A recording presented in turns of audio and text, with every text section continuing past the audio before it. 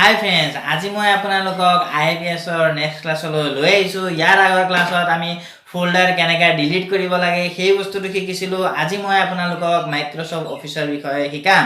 চ' Microsoft অফিচত আমাৰ ঢেৰ ভাগ থাকে, তাৰে ভিতৰত আমাৰ এটা মাইক্ৰ'ছফ্ট অফিচ ৱৰ্ড।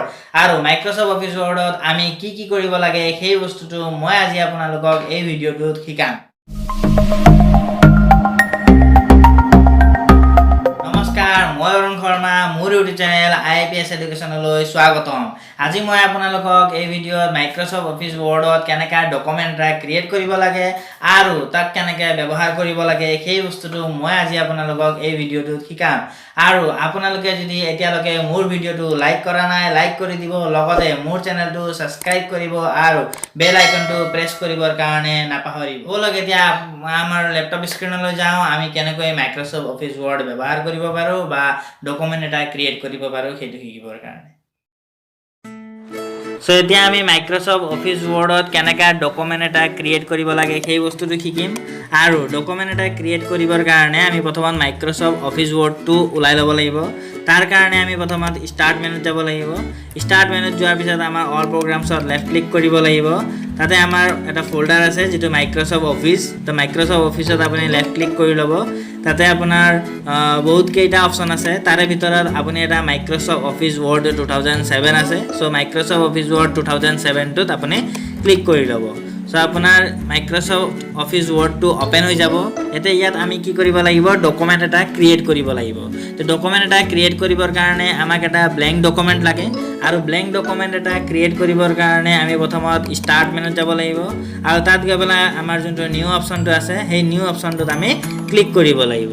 তাৰপিছত আপোনাৰ ব্লেংক ডকুমেণ্ট বুলি এটা অপশ্যন আহিব, সেইটো চিলেক্ট কৰি ল'ব লাগিব।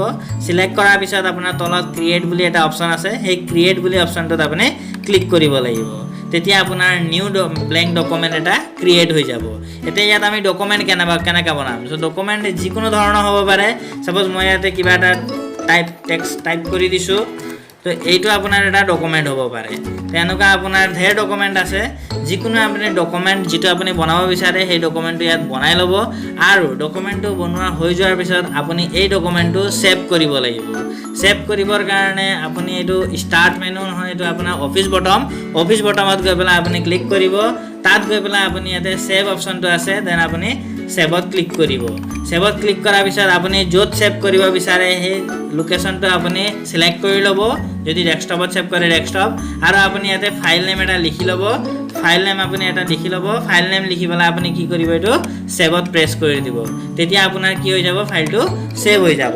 এতিয়া আপোনাৰ যিটো ফাইল ছেভ হৈ গৈছে সেই ফাইলটো আপুনি আকৌ অ'পেন কৰিব জানিব লাগিব। আৰু ফাইলটো যদি আপোনাৰ কেতিয়াবা ক্ল'জ হৈ যায়, দেন আপুনি কেনেকৈ ফাইলটো অ'পেন কৰিব। তো ফাইলটো আপুনি অ'পেন কৰিবৰ কাৰণে এইটো আপোনাৰ অফিচ বটমত যাব।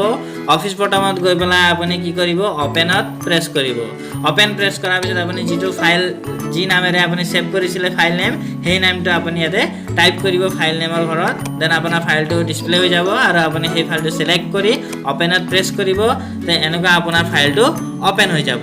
চ' আমি এনেকুৱাই মাইক্ৰ'ছফ্ট অফিচ ৱৰ্ডত ডকুমেণ্ট বনাব পাৰোঁ। আপুনি যিকোনো ধৰণৰ ডকুমেণ্ট এটা বনাই পেলাই ট্ৰাই কৰিব পাৰে। Thank U.